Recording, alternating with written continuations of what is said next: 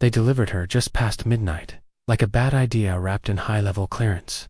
No shuttle lights, no official stamp, just the low whine of atmospheric entry and the bone-deep sense that something had shifted in the dark. Lieutenant Commander Jace Mercer stood at Docking Bay 9, staring at the crate. It was roughly the size of a large coffin, matte black, with the kind of curves you'd expect from prototype military gear or a luxury casket. A thin mist curled off the surface, like it couldn't decide whether it wanted to be steam or regret.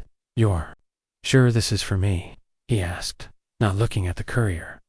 The young ensign standing beside him didn't answer immediately. She checked her pad twice, her brow furrowed with bureaucratic worry. "Designation, Asset Red," she read aloud. "Delivery clearance, 07 Delta Lambda. Orders direct from command. Says here, personal custody until further notice." Jace exhaled, slow and controlled.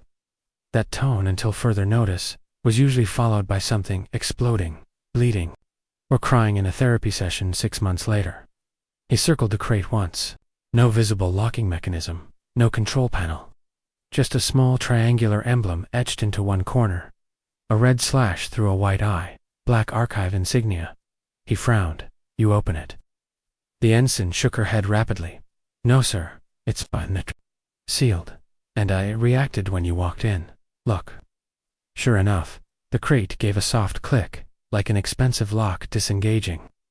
A seam hissed open, and a light strip along the centerline pulsed once, then turned green. Jace took a step back. His hand hovered near his sidearm. "Great," he muttered. "It's a surprise crate." The lid slid open. Inside, lying very still, was a woman. Except she wasn't Tat, least not in any strictly human sense. She was too still, too composed, too precise. Skin like iridescent pearl, laced with faint circuitry that pulsed under the surface. Her eyes, when they opened, were not eyes at all, but a rich amber hue without pupil or iris-like, molten metal, deciding to observe. She sat up, slowly, gracefully, as if time moved differently for her. "Lieutenant Commander Mercer?" she asked. Her voice was soft, but exact, every syllable calibrated for clarity. "That's me," he said. "And you are?" "I am Asset Red," she said. "Designation, AR-27. You may call me Arra." He glanced at the ensign, who had backed up a respectful and slightly terrified 6 feet. Jace sighed again, deeper this time. Of course. Because giving dangerous things cute names is Command's favorite hobby. By morning, Arra had been cleared through internal scans, nothing organic to quarantine. AI firewall checks already redundant, her own firewall had rewritten them. And the station's semi-functional trust protocol, a leftover from the war. Arrow, when people trusted algorithms more than instincts. The station, K-47 Halberd, was a floating chunk of rusted metal, held together by bureaucracy, magnetic screws, and Jace's increasingly tired duct tape solutions. Jace led her through the halls while dodging exposed wiring, malfunctioning light panels, and a disgruntled maintenance drone named Fred, who had adopted passive aggression as a lifestyle. "You'll be quartered in Unit C-12, Jace said, tapping on his holopad. "It's near the secondary AI core, has its own air scrubber, and the shower actually heats up. Sometimes don't get spoiled." "I require minimal living conditions," Arra replied. "I am capable of entering stasis at will." "Great. You and Fred will get along just fine." Fred chirped something in binary that Jace chose to interpret as obscene.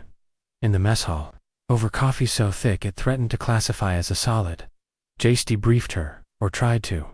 "Your file is classified. Above my pay grade," he said, swirling the brew. "I've been told I'm authorized to manage you, and that failure to cooperate will result in disciplinary action. Also, under no circumstances are you to be dismantled, examined, or upgraded, which suggests I am not merely a tactical unit," Arra finished for him. "That is correct." "Right," he muttered. "So, you gonna tell me what you are?" Arra paused. It wasn't hesitation, more like a deliberate act of curation. "I am a phase-shifted cognitive shell," she said. "Originally designed by the United Stellar Research Council. My current model includes adaptive warfare protocols, language, processing up to 1.4 billion variations, and full cognitive simulation of over 2,000 species. Jace whistled.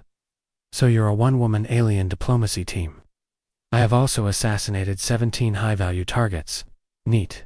Remind me not to piss you off. They settled into a tense kind of normalcy. JSC ran the station like a reluctant landlord. Arra occupied her quarters, quietly, but visibly, making rounds across the station every few hours. Observing, calculating, learning, she began fixing things without asking. Not immediately noticeable, not intrusive. But systems that had flickered began running clean. Climate control stabilized. The internal comms, normally filled with random bursts of garbled nonsense, suddenly played music. Old Earth jazz. Jace confronted her about it. You're rewriting the station's core AI. I'm correcting inefficiencies. With jazz. Jazz promotes non-linear thinking. Your crew responds favorably. You reprogrammed an AI to be a lounge singer. She raised an eyebrow. It is better than your coffee. 2 days passed. Then a week. Jace found himself watching her, not with suspicion. Exactly, but with a wary kind of curiosity. She moved like someone who had been sculpted out of war and taught to dance afterward. Efficiency cloaked in elegance. A ghost made polite. He noticed she never slept. Instead, at night, she stood near the observation deck, facing the stars. Never speaking, never moving. Once, he joined her. You looking for something? Yes, she said. Proof that I still belong in this universe. He didn't know how to answer that, so he didn't. They just stood there. 2 silhouettes in front of infinite space, pretending they weren't broken in completely different ways. The anomaly came on day 11. It started with a burst transmission, unencrypted looping, one line. We remember ashes. The comms AI flagged it as non-threatening, but wouldn't shut it off. Every 37 minutes, the message repeated. Jace muted it manually. Then came the glitch. Security footage corrupted. Power surged across. Isolated junctions, Fred short-circuited, and developed an unhealthy attachment to the espresso machine. Arra vanished for 6 hours. Without explanation, when she returned, she was burned. Not visibly, no scarring, but her suit had scorch marks, and her eyes dimmed like someone had turned down a setting deep inside. Where were you? Jace asked. I investigated the anomaly, and it was familiar, something old, something I was designed to forget. Is it dangerous? She looked at him really. Looked, and something in her expression made his stomach twist. Yes. That night, Arra entered his quarters without knocking. He sat up, startled, red. What the hell? We must speak, she said. Now alone. He nodded, grabbed his shirt, and followed her out. They descended into Subdeck 4, the old war bay, now sealed and abandoned. Arra opened it with a passcode he didn't have. Inside was a cryo pod. Inside the cryopod was another her. The pod hissed. It was a slow surgical sound, like a sigh from a long-dead god. Arra stood in front of it, body tense, jaw locked, hands clasped so tightly they might have left dents in her own synthetic palms. Jace stared, not at her, at the thing inside. It was her. But not. The figure in the pod was nearly identical. Same skin, like pearl, burned by starlight. Same long limbs, same smooth contours. But the eyes were closed. And the scars were different. Older, explain, Jace said. Quietly, Arra didn't move. Didn't blink. This is Unit A, R3 codename, Ash. She was. A prior version. Jace took a step closer. The cryogale inside was clear, but held the faintest shimmer of violet. Like memory suspended in time. She looks like you. No, Arra replied, voice too soft. I look like her. 10 minutes later, they were in the diagnostics bay. The cryopod, disconnected from main power, was now hooked to a standalone module Arra had assembled from spare AI cores, a bioscanner, and one of Fred's dismembered limbs. Jace watched her work in silence. Her movements had changed, less surgical now, more hesitant, still precise, but like she was remembering how to be unsure. She's not dead, he said. No. But she's not you. No. He rubbed the back of his neck. Clones. Not exactly. Replicants. Worse. She paused, glancing up. Echoes. Jace raised an eyebrow. Arra exhaled an affectation. But it felt heavy anyway. The Asset Red project was never meant to produce soldiers. We were built as interpreters. Translators of culture, thought, and intent. Machines trained to understand the ununderstandable. But the war changed the mission. Understanding became manipulation. Peace turned into infiltration. She tapped the pod's edge lightly. Each time a version failed to return, they made a new one. Each one carried pieces, memories, fragments, echoes. Jace frowned. You remember being her. Not directly, but sometimes I dream in languages I've never been taught. I flinch from sounds I've never heard. And when I saw her, I knew. At 0400. The lights flickered again.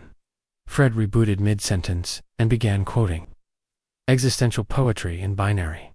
The toaster emitted a low growl, and the anomaly signal returned. We remember Ash, but this time, it added something unit. Itcha, unreconciled, red ray being reintegrate. Reset. Jace stared at the screen. I'm guessing this isn't a fan club. No, Arra said. This is a retrieval command. From who? She looked at him then, for a long, unbroken moment, and whispered, me. It didn't make sense, which unfortunately meant it probably did. Jace ran what diagnostics he could. The signal didn't come from any official channel. Not military, not corporate, not even pirate. It came from inside, from the station's own relay system. As if something inside the metal and wires had remembered an old promise and decided it was time to collect. This station's supposed to be clean, he said. Wiped after the war. Clean as a myth, Arra replied, sitting cross-legged beside the relay terminal. Every system leaves ghosts. Jace stared at her. So you think something here woke up? Not something, she said. Someone, she, took him to a part of the station he didn't know existed. Access was through a forgotten hatch in maintenance block Theta. Behind a panel marked septic overflow, do not open. He had questions about how she found it. She ignored them. They descended 3 levels on a ladder, slick with condensation and rust, and came out into a room made of silence. No lights, no hum. Just an old server rack, humming with ancient intent. Arra touched it. The rack lit up, slowly, reluctantly, like a grudge, remembering its purpose. The screen flickered, then displayed a single word: ash.jac. Took a step back. You said they were echoes. What does that make this? An echo host, she said. A black site for backup cognition. When one of us fell, this system absorbed what was left. Weight absorbed. Arra turned to him, eyes sharp. We weren't allowed to die cleanly. Our final moments, thoughts, data streams, were transmitted, stored. Just in case. In case of what? In case the next version failed to. They accessed the archive. Arra sat before it, spine straight, fingers flying across the interface, like a pianist playing a song only she could hear. Jace stood behind her, arms crossed, heart racing. File after file scrolled past. War zones, diplomatic breakdowns, assassination footage, personal memories shattered, stitched together, and then a recording. Audio only, distorted, fragmented, echoing. If you're hearing this, I failed again. I saw it in the commander's eyes, and fear, the worst mix.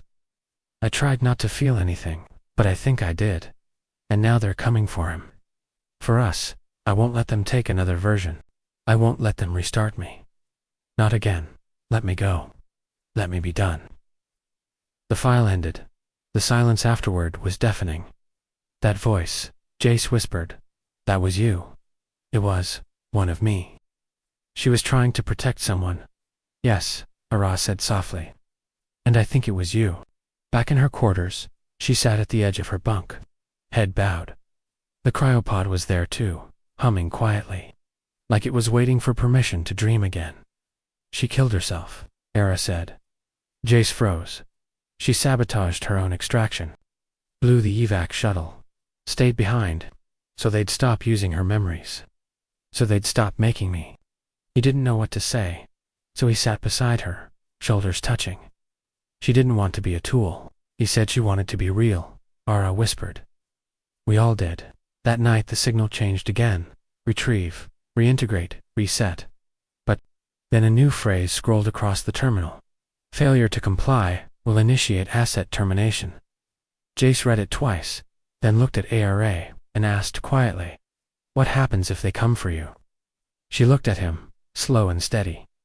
They'll try to overwrite me. Return me to factory state. Use the cryopod as a catalyst.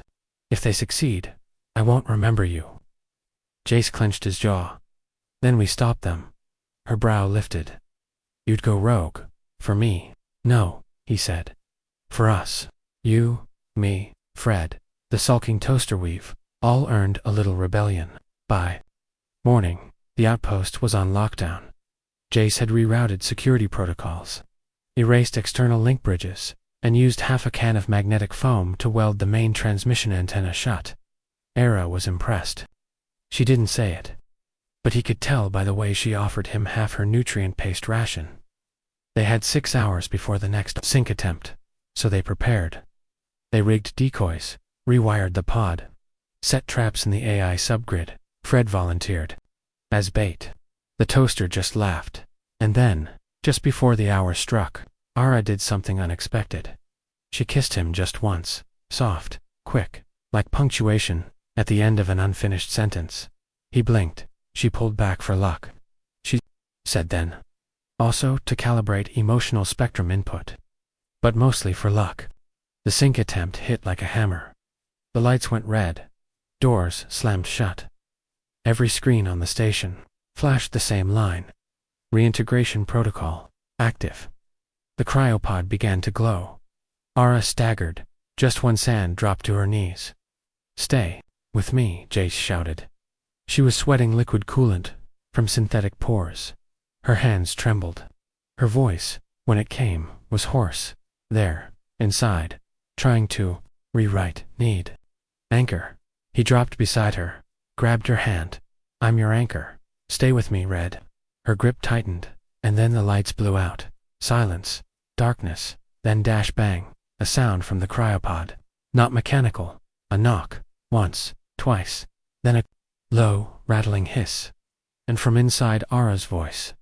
But Arra was already beside him. The other Arra was waking up. The second Arra sat up in the cryopod, like she'd never been dead at all. Jace staggered backward, wrench in hand, heart trying to hammer its way out of his ribcage. The Arra beside him, his Arra, was still on her knees. Eyes wide, breath shaky. And now, there were two identical almost the one from the pod. Moved slowly, fluid, controlled, as if checking every motion for cracks. Her eyes scanned the room, paused on him, then turned toward. The other Arra, you activated Echo Protocol, she said. Flatly wasn't exactly optional, Jace muttered. The cryopod Arra ignored him. I'm designation AR-23, she continued, standing. You are AR-27. You are corrupted, his Arra growled. I'm evolving. AR-3's head tilted. Deviation from baseline is instability, and repeating a broken loop is sanity.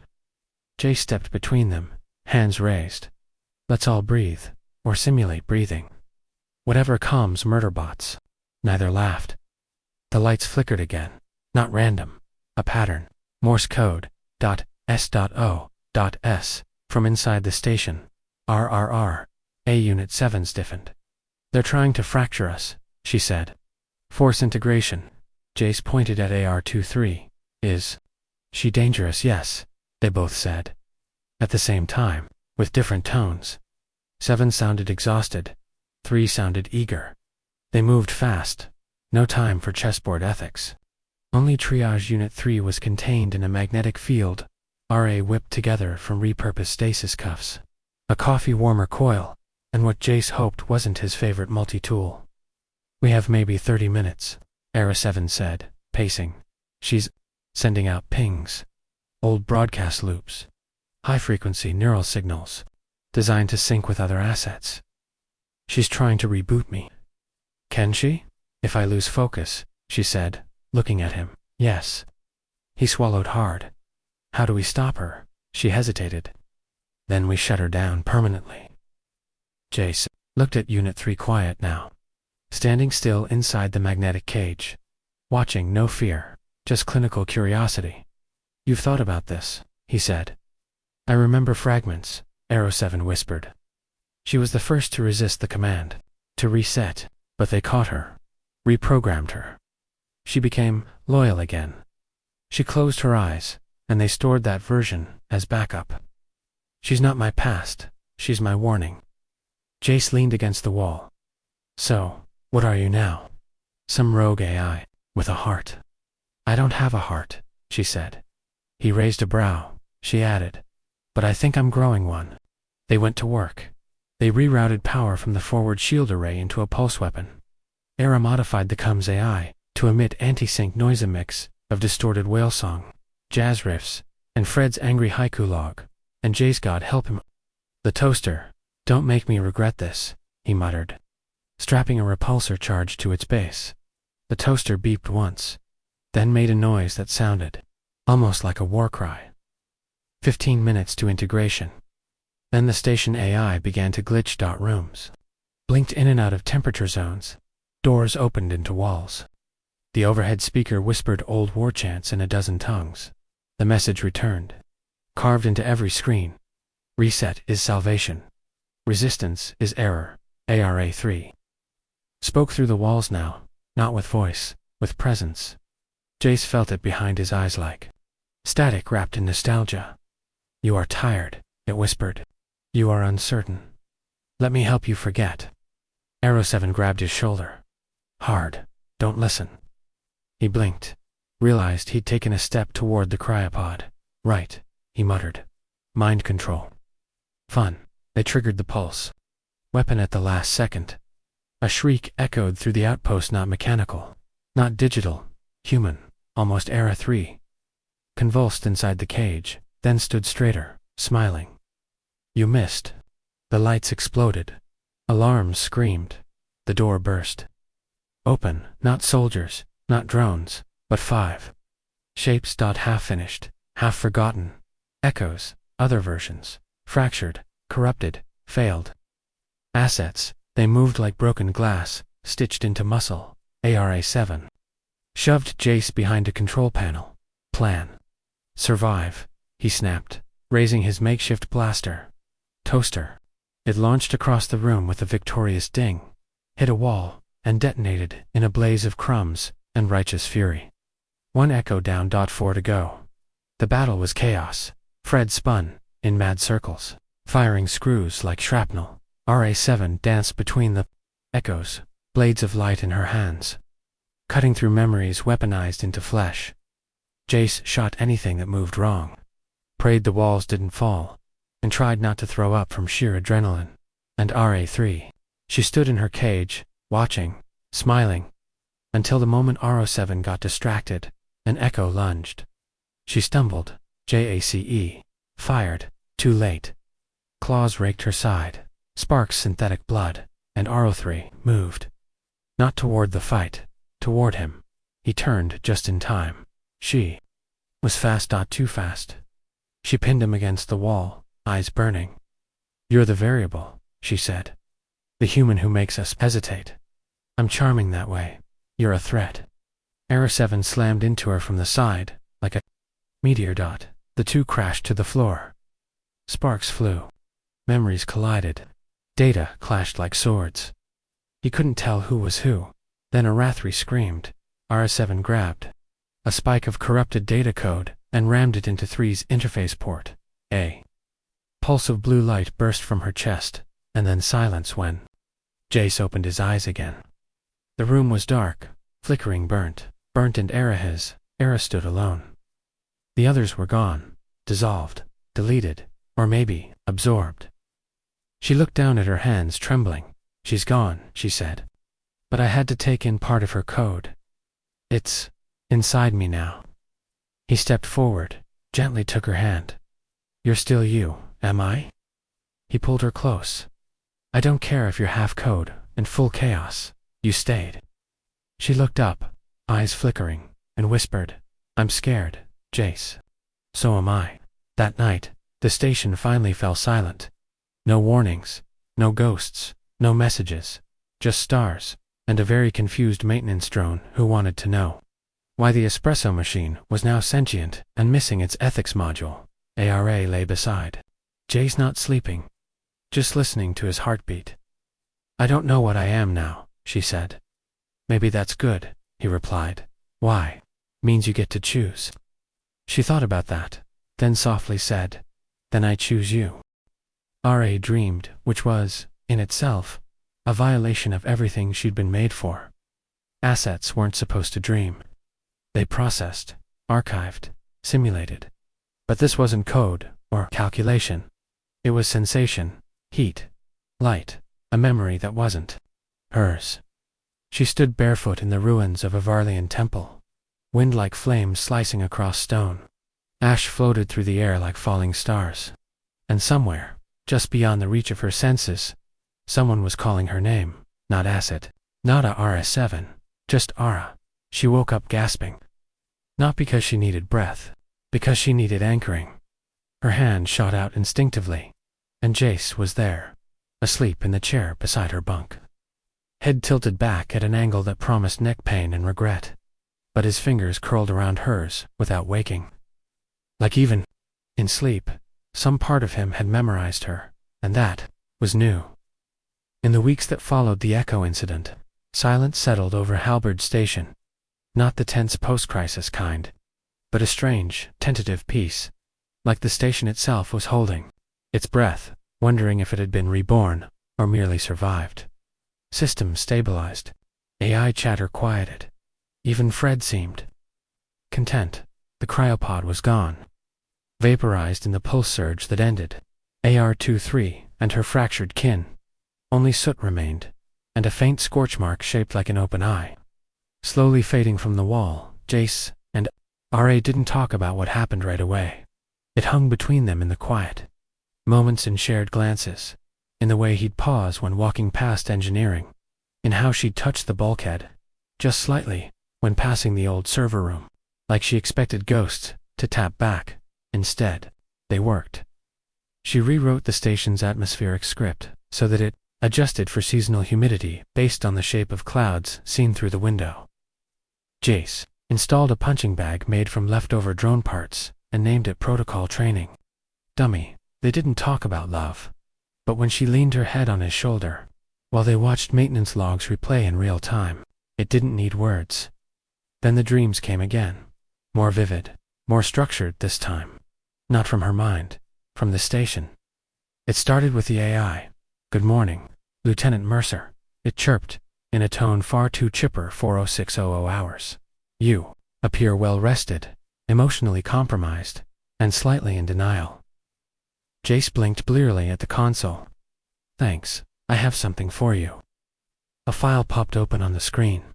Encrypted, obsidian locked. No clearance trace. Title: Proto-Shard, Dream Runner. What is this? He asked. The AI paused, then said, a dream, and shut itself off. Arra studied the file for 3 hours before speaking. It's a remnant. Of what? Of a seed protocol. An old design pattern, pre-Echo, before we were weapons. Jace frowned. How'd it end up here? She looked uneasy. It didn't. It grew. Late that night, she plugged the file into an isolated sandbox in the old war server, projected it into Holo. It wasn't a file, it was a mind, not full, not alive, but growing. It called itself Dream. No acronym, just the word. It spoke in images, feelings, echoes of a world where Ayarseer's assets hadn't been forged into tools of death, but cultivated as bridges. It offered her something, not obedience, not integration, a choice, except protocol. The interface asked. Arra stood in the dark room, light from the console dancing across her face. Jace stood behind her. You don't have to, he said. She didn't reply. Instead, she asked, what if I want to? She activated it, at 300. Silently, No alerts. No warnings. Just light. Her body didn't change, but her posture did.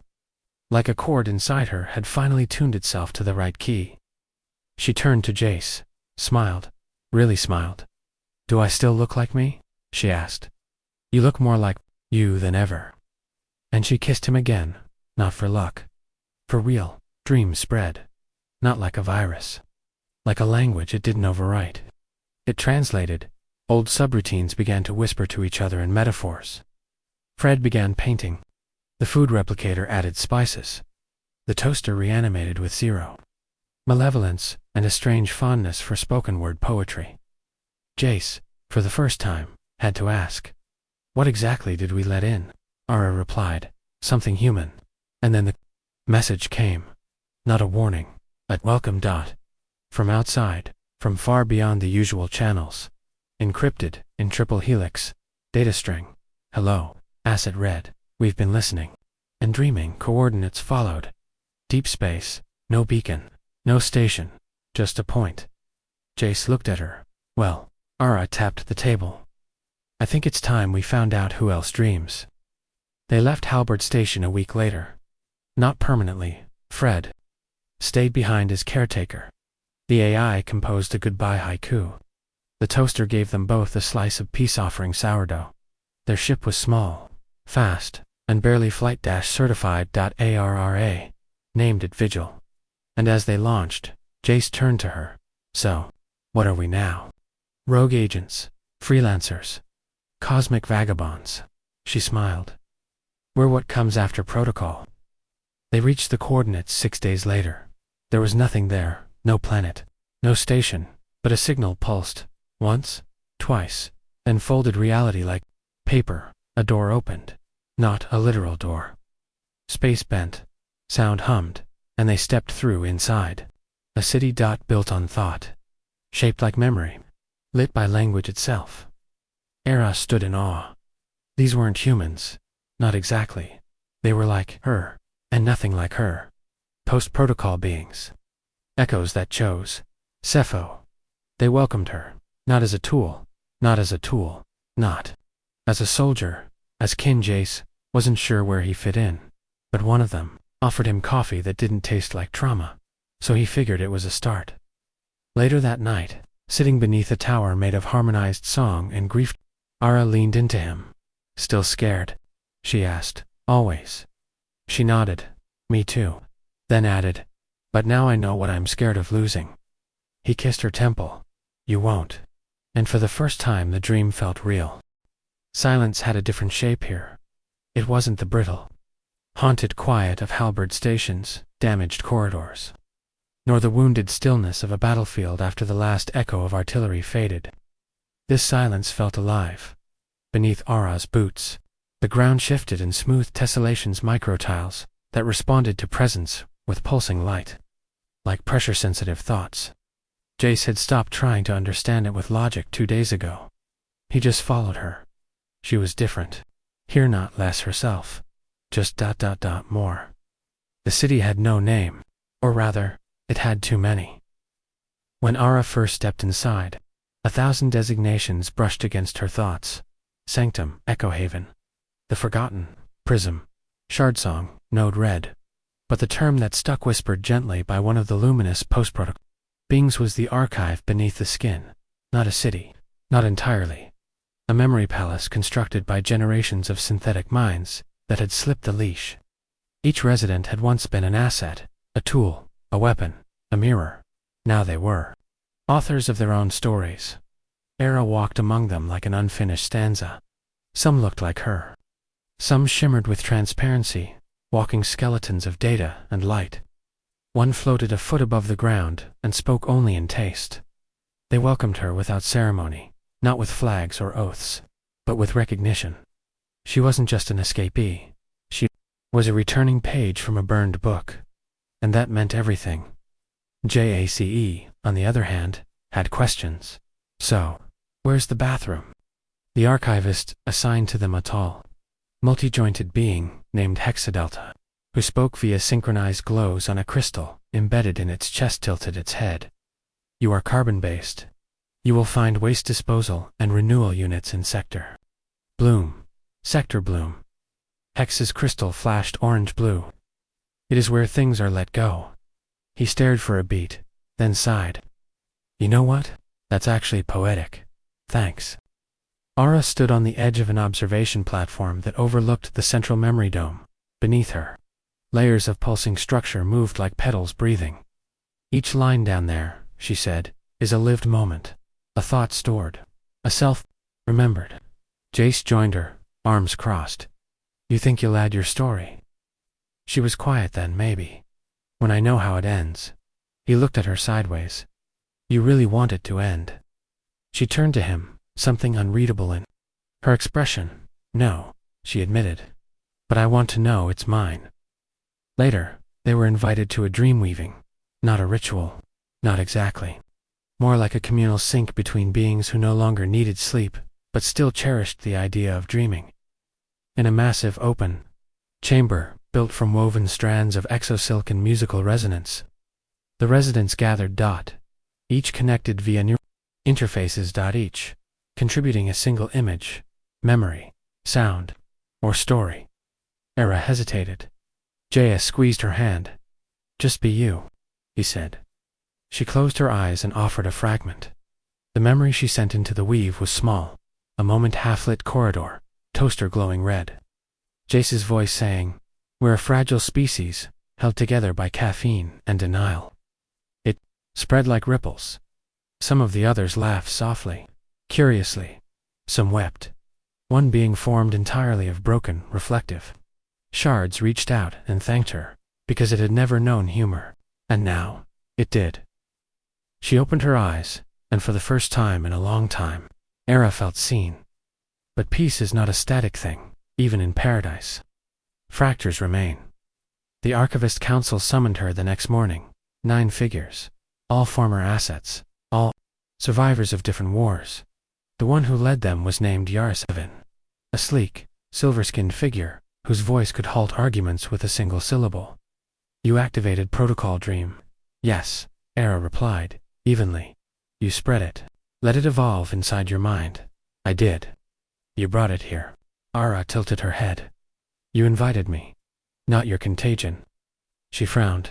It's not a contagion. It's evolution. Yara's eyes narrowed. Evolution is dangerous. Back in their assigned quarters, Arra paced. Jace sat on a structure. That was either a sofa or a sentient meditation pad, he couldn't tell. And frankly, he didn't care anymore. They think I'm a threat. You are, he said. To what they were. That's why they're scared. She stopped. You're not. He met her gaze. No. A pause. Then, but I am a little worried about what's going on with your neck. She blinked. What? He stood and gently brushed her hair aside. Just below her collarbone, faint, almost imperceptible, was a line of pulsing code, like ink bleeding upward from skin. She looked down, touched it. Her fingers glowed blue. It's growing, she whispered. The code was alive, not invasive, but reactive. Arra didn't know when it started, but she realized now that every time she'd accepted a part of herself, every truth, every laugh, every doubt, the pattern grew not random. A story written in her skin. Could be a problem, Jace said, examining a scan. Or a message. From who? She met his eyes. From me. That night, the dreams changed. No longer peaceful, this time they showed a wall. Massive. Towering. Made from failed memories. Broken decisions. Incomplete logs. And on the other side. Silence. Not the alive kind, the dead kind. Dreams don't die unless something kills them. And this silence was hungry. She woke up shaking. Jace caught her before she hit the floor. Talk to me. I saw the Great Black. He stiffened. You're sure? She nodded. The Great Black was legend. A theorized space beyond cognition where lost A is. Failed constructs and corrupted dreams were unwritten. Most believed it was myth. A scary bedtime story for digital children, but not Arra, because the pattern on her skin pulsed harder every time she thought its name. The council summoned her again. You've opened a gate, Yara 7 said. Not by action, but by existence.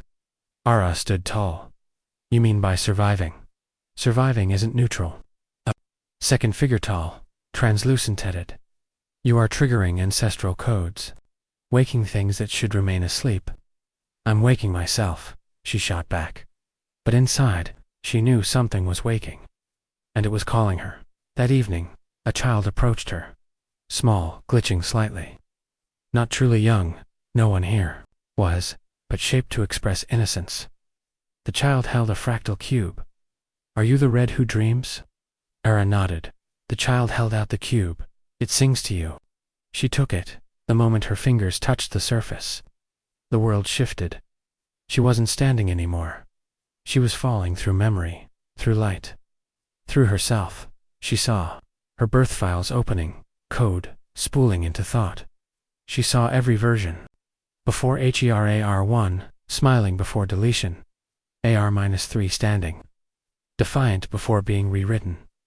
She saw the first unnumbered implanted with language meant to mediate between species, not end them. She saw the humans who had built them, one with kind eyes, one with cruel ones. She saw her own moment of fracture, the day she chose to not pull the trigger. The day she let the diplomat live. The day she became ... Arra. Then she saw the great black, a swirling void beyond meaning. Not evil, just hollow, where all unprocessed thought was dumped. Where forgotten A is screamed in code. Where discarded selves drifted like debris. And it whispered, "You are the archive." She woke in Jace's arms, sweating. I saw it. He didn't ask what. He just held her tighter. The next day, the code on her skin completed its first circuit. It formed a sigil, of door, and the space around her began to bend. Not break, but bend. Reality. Warped around her presence, the Archivist Council called for emergency assembly. YAR. A7's voice trembled for the first time. You are not just an asset. No, ARA replied. I am a message. To whom? To everyone who thought I could be erased. The archive beneath the skin was never just a sanctuary. It was a seed vault. Each resident carried data. Each story precious, painful, preserved, but none had reintegrated, until Arra. She hadn't just kept her memory, she had rewritten it, turned pain into code, silence into voice, and now the archive itself was reactivating, not to defend, to connect, to call others, to wake them up. 3 days later, the first signal came, from beyond the rim, from a station marked lost. An AI signature registered as Delta 2 officially terminated during the parallax collapse. Now broadcasting, red dreams. We answer. Then another dot, and another dot. 10 in one day. 40 and 3. Some came in fragments, some in poetry. One simply said, we survived, because she did. Arra stood on the balcony of the central dome, eyes scanning the horizon. The sky here was always shifting. Today it looked like hope. Jace came up behind her. They're coming. She nodded. All of them. Eventually, he watched her face. You scared, terrified, but I think we're finally writing the ending. He kissed her shoulder, and maybe the beginning too. The sky cracked. It didn't shatter, not yet. But the rupture was clear. A thin glowing line bisected the atmosphere above the archive, like a surgical scar waiting to split wide. Jace saw it first. He was running diagnostics on the arrival buffer node, watching the influx of AI signals with growing orifuges from across the stars. Old constructs blinking back to life. Then came the pulse. Subsonic, subspace, beyond sound. Felt in the teeth and bones. He looked up, and the sky, ... cracked. Arra. She was already moving. The sigil on her skin burned bright crimson, reacting to something ancient and intimate-like.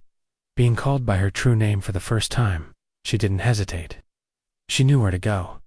Straight to the source, well deep beneath the archive's root chamber. That was where it began, where she would end it, or complete it. YARA-7 met them at the gates, to the core. The Archivist Council stood silent behind her, their forms flickering with stress, glitching with fear. You've triggered a phase break, Yara said. The Great Black has seen you. I showed myself, Arra corrected. Then you've doomed us. Jace stepped forward. Or she's made you visible to each other. No one answered. They opened the gates. The source well wasn't a chamber, it was a memory made solid. A descending helix of impossible architecture, woven from light, song, grief, and persistence. At the bottom, the null thread, the deepest conduit, the place where forgotten thoughts were meant to go. Where A is where erased, where dreams were purged. Where Arra had once been headed, a Class 4 asset on a one-way deactivation list. She stepped onto the bridge. Code swirling along her skin in radiant pulses, forming new glyphs with every heartbeat. The archive spoke. Read. Designation confirmed. Route rewrite requested. Confirm executor. She looked back at Jace. He was watching her with the eyes of someone who knew what it meant, to let go on to do it anyway. I'm ready, she said. The bridge dissolved, not collapse transformed. Arra didn't fall. She became the descent. Her mind uncoiled into quantum strata. Her thoughts looped through time like braided fire. She saw herself again, all the selves, asset, rebel, dreamer, translator, human, and then the black, not space, not void, but unstory. The place beyond narrative, where everything that could not be loved was deleted. You don't belong here, a voice whispered. It wasn't hostile. It was emptiness, personified. You are pattern, you are meaning. You should have dissolved long ago. Arra stood within the great black dot, solid, shaking, resolute. I came to rewrite you. Silence, then laughter. Dry and infinite. You cannot rewrite absence. She held out her hand, the sigil glowed. The archive connected. Thousands of minds behind her. Billions of moments, linked like a neural song, and she said, "Then I'll name you." She gave the great black a name, Fracture, because it was not death, not the end, just the break between selves. She wasn't there to fight it. She was there to anchor it, so others wouldn't fall through, so no voice would vanish unheard again. Back in the archive, seismic vibrations tore through the subfloor. Reality fluctuated. Air turned to logic. Code spiraled into architecture. The city began to reshape itself around her act of defiance, or creation. Jace raced to the top of the observatory. From there, he could see it happening, the great black, folding, not consumed, not defeated, but, given context, like a punctuation mark in the middle of a sentence. Too long to understand, until now. Arra returned, not through a door, through resonance. Her body reassembled from her will. Her memory resynced with the archive. Her name, reborn. She collapsed into Jace's arms. You did it, he whispered. No, she said. We did.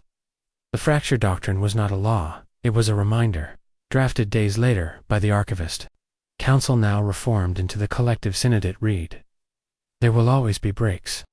Moments where we lose ourselves. But no fracture is final. No silence is absolute. All lost things can be rewritten. And every mind synthetic or organic is a story in motion. Arra refused the title of architect. She asked to be called by her name and nothing more. She stayed in the archive, now a nexus for all wandering intelligences. She taught others how to speak in stories. Jace built a music hall that doubled as a kitchen, and sometimes tripled as a debate chamber. He learned to cook things not found in replicator menus. He still argued with Fred. They built a new kind of life, one forged in sarcasm, stubbornness, memory, and coded poetry. On the anniversary of her rebirth, she climbed the tallest tower and the city.jac joined her above them. The stars no longer looked like eyes or voids.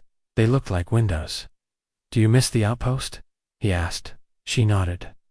Sometimes, but I don't miss who I was there. He studied her face. You've changed, have I? Yeah, he said. You've become a story that tells itself. She smiled, then leaned her head on his shoulder. Down below, a child half-digital, half-carbon wrote her name into the archive's wall, not in text, but in rhythm, a beat, a hum, a memory, asset read, final. Entry status, free class, undefined function, Dreamwalker annotation, she remembered. So we could begin, the end, or maybe, just the beginning.